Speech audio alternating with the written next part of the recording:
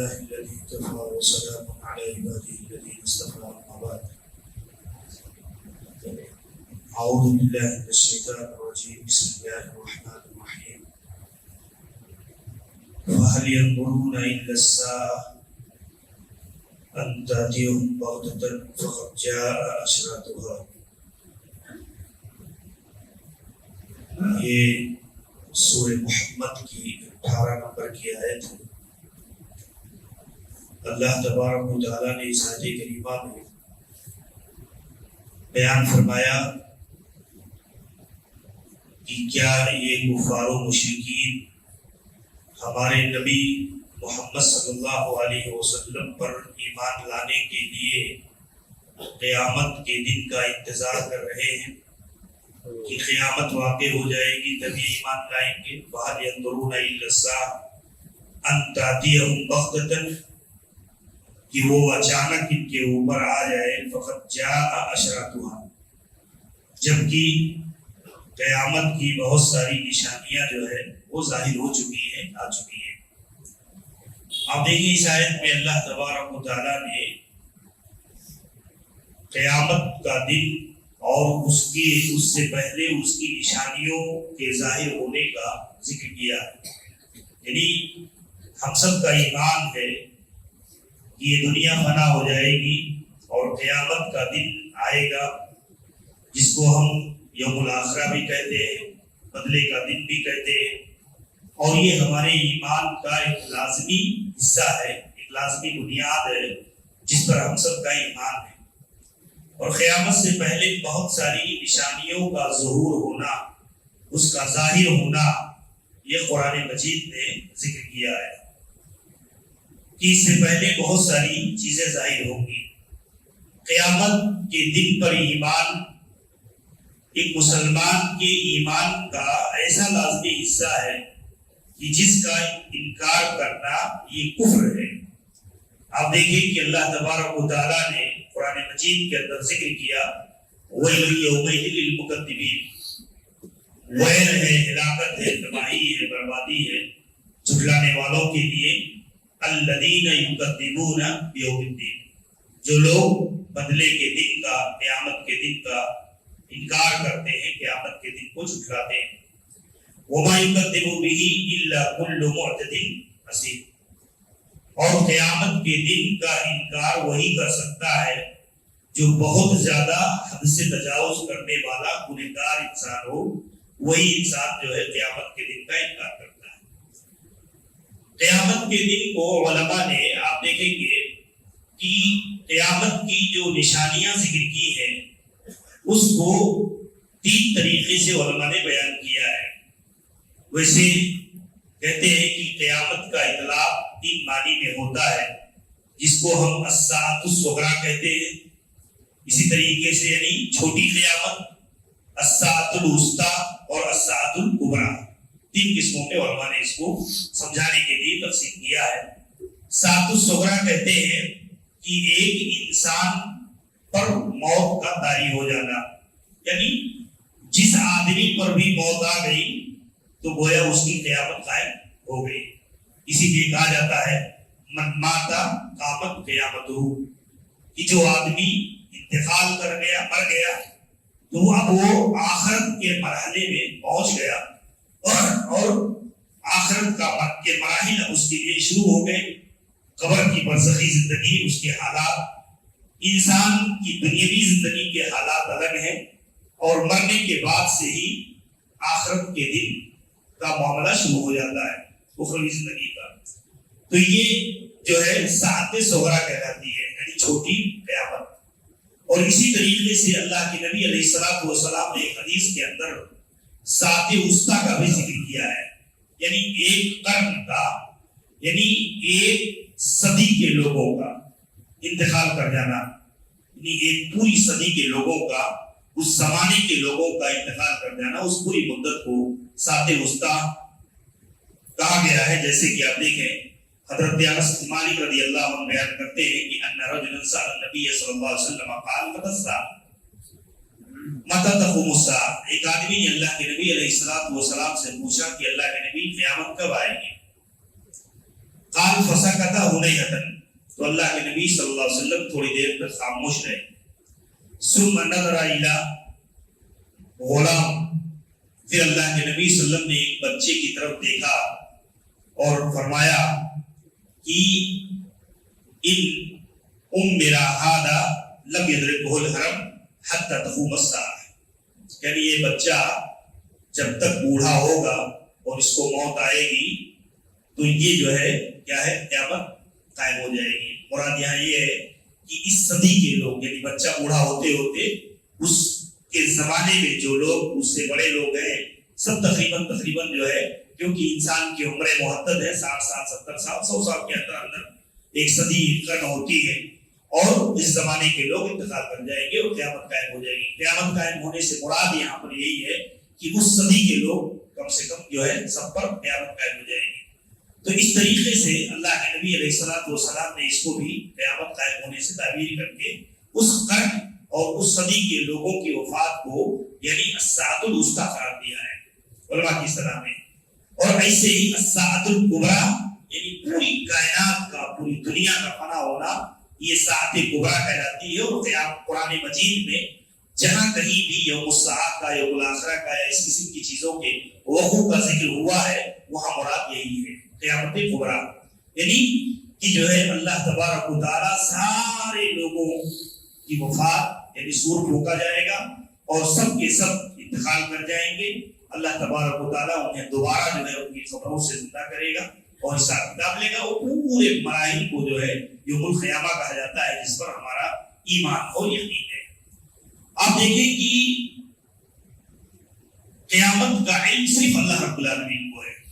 اللہ تبارک و تعالیٰ کا یہ تخصیصی علم ہے. اللہ تعالیٰ نے اس کی نشانیاں بہت ساری احادیث کے اندر، آیات کے اندر، اللہ کے نبی نے پیشین گوئیوں کے اندر بتائی ہیں کہ اس قسم کے حالات پیدا ہوں گے، ایسی چیزیں آئیں گی، ایسی چیزیں آئیں گی.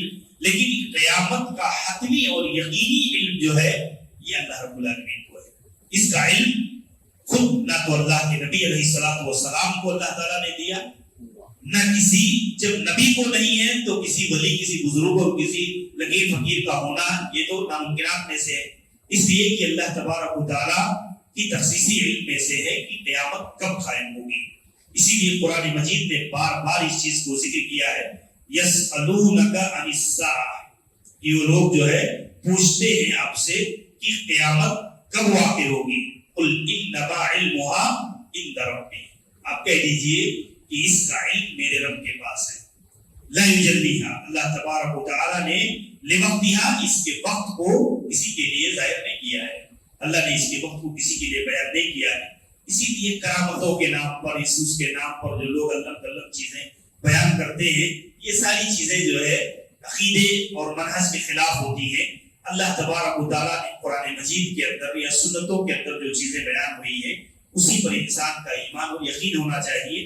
ایسے ہی اگر آپ دیکھیں تو یہ چیز بتائی گئی کہ قیامت بالکل قریب ہے، اس میں کوئی شک نہیں ہے. اللہ تبارک و تعالیٰ نے خود قرآن مجید کے اندر ذکر فرمایا کہ قیامت اقترب للناس حسابهم وهم فی غفلۃ معرضون، کہ قیامت بالکل قریب آ چکی ہے اور لوگ جو ہے وہ غفلت کے اندر پڑے ہوئے، اعراض کے اندر پڑے ہوئے ہیں، غفلت اور سستی کے اندر پڑے ہوئے ہیں. اور قیامت انہم یرونہ بعیدا ونراہ قریبا، لوگ اپنے طور پر سمجھتے ہیں کہ قیامت بہت دور ہے، ابھی تو ہماری زندگی ہے، ابھی تو جو ہے یہ ہے، لیکن وَنَرَاهُ قَرِيبًا، ہم اسے بہت قریب دیکھتے ہیں. اب دنیا کی جو عمر ہے، دنیا کی جو ایک زندگی ہے، آپ دیکھیں گے کہ اس کے لحاظ سے خود اللہ کے نبی صلی اللہ علیہ وسلم نے بیان فرمایا ایک حدیث کے اندر، جہاں امتوں کا ذکر اللہ کے نبی نے کیا ہے، وہاں امت محمدیہ کے بارے میں اللہ کے نبی صلی اللہ علیہ وسلم نے بیان فرمایا کہ دوسری امتیں صبح سے لے کر کے عصر کے وقت تک انہوں نے عمل کیا، کام کیا، اور اب تمہارا معاملہ عصر سے لے کر کے مغرب تک کا ہے. حدیث کے اندر ارشاد کر اللہ کے نبی نے اس چیز کو بیان فرمایا، جس سے مراد یہ انما اجلکم فی اجل من خلا من الامم، تم سے پہلے جو امتیں گزری ہیں انہوں نے ایک لمبی مدت ان کی رہی ہے زندگی کی، بھی اور اس طریقے سے صدیوں کی ان کی لمبی مدت رہی ہے، انہوں نے کام کیا ہے. ما بینا، لیکن تمہارا معاملہ یہ ہے ما بین صلاۃ العصر الی مغرب الشمس، عصر سے مغرب کہہ کر کے اللہ کے نبی نے اسی بات کی طرف اشارہ کیا ہے کہ اب جو ہے اس امت کے بعد کوئی امت نہیں ہے، اس امت کے بعد کوئی نبی نہیں ہے، یہ امت آخری امت ہے، اور اب اس کے بعد قیامت کا وقوع ہے، قیامت کا ظہور ہے. اور اس کی بنیاد پر ہم دیکھتے ہیں کہ ہم سب کے لیے اگر آپ دیکھیں تو قیامت کی بہت ساری نشانیوں کا ظہور یہ کتاب و سنت کی روشنی میں اس کا سمجھنا، اس کا جاننا. یہ علماء کہتے تھے کہ آپ دیکھیں قیامت کی نشانیوں کو بیان کرنا چاہیے. علماء نے ذکر کیا ہے کہ قیامت کی نشانیوں کو اس طور پر بیان کرنا چاہیے، یہ عبرت کی چیزیں ہیں، اس لیے کہ انسان کی زندگی میں جو سستی اور غفلت آتی ہے یہ انسان کی سستی اور غفلت کو دور کرنے کا ذریعہ بنتی ہے. ایک آدمی ان نشانیوں کو جان کر کے، پڑھ کر کے، سمجھ کر کے، سن کر کے اپنی اصلاح کی طرف بڑھتا ہے. اسی لیے یوم آخرت پر ایمان یہ از خود شریعت کے اندر اگر آپ دیکھیں گے تو یوم آخرت پر ایمان کے جو ثمرات ہیں وہ ہمارے دینی زندگی میں اصلاح اور تربیت میں ایک بنیادی کردار ادا کرتے ہیں. ایک آدمی کو اگر آخرت پر ایمان ہے کہ اللہ تعالیٰ ہمارا مواخذہ کرے گا تو ایک آدمی بدعمالیوں سے بچتا ہے، ایک آدمی گناہوں سے بچتا ہے، معصیتوں سے اجتناب کرتا ہے. وہ اس میں آخرت پر ایمان کا ایک گہرا اثر جو ہے ہوتا ہے. اور اسی لیے قرآن مجید نے جو ہے اس چیز کو ذکر بھی کیا ہے کئی مقامات پر. اللہ پر ایمان کے بعد یوم آخرت پر ایمان، اللہ پر ایمان کے بعد فوری یوم آخرت پر ایمان، بار بار جو ہے اللہ تعالیٰ نے قرآن مجید کے اندر اس کا اعادہ کیا ہے، بتایا ہے. اسی لیے کہ ایک مومن کی زندگی میں اللہ پر ایمان کے بعد آخرت پر ایمان یہ تربیتی انداز میں بھی بہت گہرا اثر چھوڑتی ہے. اسی لیے آپ دیکھیں کہ اشراط ساعہ کو علماء نے بیان کیا ہے اور اس کے ایک ایک پہلوؤں کو بیان کر کے ہمیں اور آپ کو آگاہ کیا ہے کہ ایک مسلمان کو اس حیثیت سے قیامت کی نشانیوں کی معرفت حاصل کرنا چاہیے، اسے جاننا چاہیے، اور اس سے انسان کی اصلاح کا، انسان کی تربیت کا ایک سامان احادیث کے اندر، کتاب و سنت کے اندر کیا گیا ہے. آپ دیکھیں اسی لیے امام ابن حجر رحمہ اللہ کہتے ہیں الحکمہ فی تقدیم الاشراط ایقاظ الغافلین وحثهم علی التوبہ والاستعداد. قیامت کی نشانیاں اسی لیے بیان کی گئی ہیں کہ ایک آدمی جلد سے جلد غفلت سے نکل کر کے اپنے گناہوں سے توبہ و استغفار کا اہتمام کرے.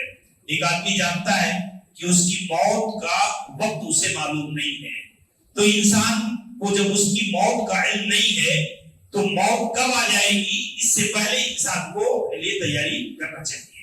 اسی طور پر جو ہے علامہ البرزنجی رحمہ اللہ نے مستقل جو ہے علامات قیامت پر ایک مستقل کتاب لکھی اور اس میں ذکر کیا لذا کان حقا علی کل عالم ان یشیع اشراطها. ہر عالم پر لازم اور ضروری ہے کہ عوام الناس کو قیامت کی نشانیوں سے آگاہ کرے، لوگوں کو قیامت اور اس کی نشانیوں کے بارے میں بتائے. جو ہے وہ یبث الاحادیث والاخبار الواردہ فیہا بین الانام کی جو ہے حدیثوں کے اندر کثرت سے اس کی نشانیوں کو بیان کیا گیا ہے، ایک کے بعد ایک، ایک کے بعد ایک کر کے، تاکہ لوگوں کے دل جو ہے یہ نرم پڑے، تاکہ لوگوں کے دل نرم پڑے، لوگ گناہوں سے باز آئیں. کیونکہ انسان کا جب یقین ہوتا ہے اللہ پر، یوم آخرت پر، تو انسان گناہوں سے بچتا ہے. انسان چاہے جتنا سرکس ہو جائے لیکن اسے ایک بار کم سے کم اسے تنہائی میں اپنے معاملات کو یاد کرنا چاہیے اور اسے غور کرنا چاہیے اپنی حالات پر، اپنے عقیدے پر، اپنے عمل پر، اور پھر اس کے بعد مرنے کے بعد کی زندگی پر، قبر کے مراحل پر. اللہ کے نبی علیہ الصلوۃ والسلام موقع بہ موقع ایسی چیزوں کی نصیحت لوگوں کو کیا کرتے تھے. آپ دیکھیں حتیٰ کہ اللہ کے نبی صلی اللہ علیہ وسلم اتنا اہتمام کرتے تھے ایک روایت کے اندر آتا ہے کہ اللہ کے نبی صلی اللہ علیہ وسلم ایک کسی شخص کی تدفین کے موقع پر جو ہے اللہ کے نبی نے دیکھا کہ صحابہ کرام تدفین میں مشغول ہیں اور اس طریقے سے لوگوں کے دل جو ہے یہ نرم ہے، لوگ آخرت کے بارے میں، قبر کے مراحل کے بارے میں. تو اللہ کے نبی صلی اللہ علیہ وسلم نے اس موقع پر نصیحت فرمائی، یا اخوانی لمثل ھذا، اے میرے بھائیو تم اس دن کے لیے تیاری کر لو، اے میرے بھائیو تم اس دن کے لیے تیاری کر لو. جو ہے یہ اللہ کے نبی صلی اللہ علیہ وسلم کا طریقہ تھا کہ آپ صلی اللہ علیہ وسلم ایسے مواقع پر خصوصیت کے ساتھ جو ہے لوگوں کو نصیحت کرتے تھے. تو آدمی کو اپنے اعمال اور مرنے کے بعد کی زندگی، آخرت کے معاملات کو انسان کو خود انفرادی حیثیت سے اپنے آپ کا محاسبہ انسان کو کرتے رہنا چاہیے، اپنی فکر کرتے رہے. اس لیے کہ یہ چیز کیا ہوتی ہے، بعض دفعہ شیطان انسان کو ایسی بدعمالیوں میں، ایسی کوتاہیوں اور غلطیوں کے اندر انسان کو ایسے رجھائے رہتا ہے، مبتلا کیے رہتا ہے کہ انسان کو اپنے آپ کے بارے میں فکر کی جو ہے، اپنے آپ کے بارے میں سوچنے کے لیے انسان کو وقت نہیں ہوتا ہے. دوسروں کے لیے، اپنے بچوں کے لیے، بیوی کے لیے، معاش کے لیے اور دیگر دنیا کی چیزوں کے لیے انسان سرگردہ ہوتا ہے اور اسی میں فکر مند ہوتا ہے. لیکن انسان کو وقت نکال کر اپنے معاملے میں آدمی کو سوچنا چاہیے. اور قرآن مجید کا بھی اسلوب آپ دیکھیں گے تو قرآن نے بھی اسی اسلوب کو اختیار کیا. قُوْ أَنفُسَكُمْ وَأَهْلِيكُمْ نَارًا، اپنے آپ کو اور اپنے اہل کو. آپ دیکھیں علماء نے ذکر کیا کہ اللہ تعالیٰ نے اپنے آپ کو پہلے مقدم کیا ہے، پہلے ذکر کیا ہے کہ انسان اپنی فکر پہلے کرے، اپنی فکر انسان پہلے کرے اور اس کے بعد اہل و عیال کی فکر کرے. اس لیے کہ اگر آدمی خود اپنی فکر نہیں کرے گا، اپنے معاملے میں خود فکر مند نہیں ہوگا تو کوئی دوسرا آدمی اس کے بارے میں فکر کر کے کچھ نہیں کر سکتا ہے. انسان کو خود اپنے معاملے میں خود فکر مندی کا ثبوت دینا چاہیے اور اس طور پر انسان کو کوشش کرنی چاہیے کہ کم از کم آخرت کے حالات اور مراحل جو یقینی ہیں انسان کے آنکھ بند ہوتے ہی وہ حالات اس کے اوپر طاری ہونے والے ہیں، اس دن کے لیے انسان کو فکر مند ہونا چاہیے. اور اس طور پر قرآن و سنت کے اندر بہت سارے نصوص اور بہت سارے دلائل وارد ہیں کہ جس میں ہمیں اور آپ کو بار بار تنبیہ کر کے اس چیز کو بتایا گیا ہے کہ انسان کو اس طور پر اپنے لیے فکر کرنا چاہیے اور آخرت کے حالات اور آخرت کے مراحل اور مرنے کے بعد کی زندگی کے لیے انسان کو ہمیشہ فکر مند ہونا چاہیے. اللہ سے دعا ہے کہ اللہ تعالیٰ ہمیں آخرت پر ایمان کے ساتھ ساتھ اپنے آپ کی اصلاح اور اس کی فکر کی اللہ میں توفیق دے. السلام علیکم ورحمۃ اللہ.